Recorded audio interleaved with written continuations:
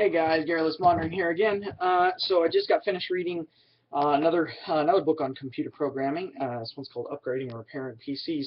The reason I have two is because for me, I found that whenever you have a really difficult concept, whenever you come across an extremely difficult concept or an extremely complex concept, then what you always want to do is you always want to buy two or even three, if you're up to it, different books on the subject matter. And the reason I do that is because when you have a book as complex and as big as this one is, you're going to come across a lot of terminology, tons and tons of terminology.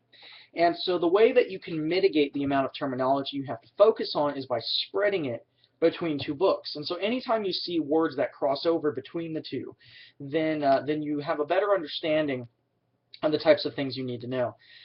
So that's the reason I did that, and the fact that this book is incredibly detailed. I have no idea what's important and what's not because there's so many new words, so many new processors, names, whatever. So anyway, that being said, the one I was reading this time, this book is talking about, the part I'm on is talking about chipsets, and apparently the chipset is the heart of the motherboard. So, so the motherboard, for those of you who have no clue how computers work at all.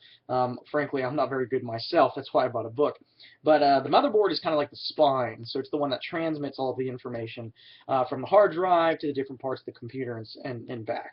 And so the motherboard is the one that kind of takes and gives that information, from what I understand. And so, the chipset is sort of like the heart of the motherboard. So it's the heart of the computer, so or the spine of the spine. I don't know. So maybe it's the spinal fluid. Excuse my metaphors. I'm not very good at metaphors, as you can tell. So so that's how that goes.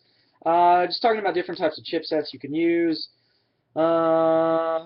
Admittedly, I didn't understand the rest of it, but chipsets are important. That's what I got. So now what I'm going to do is I'm going to spend 40 minutes playing with the computer. So for those of you who recall, you need three things. I believe that you need three things whenever you do anything. Those three things are reading theory, which I've got here. The next one is looking at examples, and so I have a computer that a buddy of mine, an old computer a buddy of mine gave to me that I can take apart, and so I can play with that and see how everything kind of fits together. And then the third one is practice, and I have yet to buy any computer parts so that I can put a computer together myself. So I haven't done that yet, but I'm stuck on the second one. I'm looking at examples here. So I'm going to do that for the next 40 minutes. Let you guys know how it goes.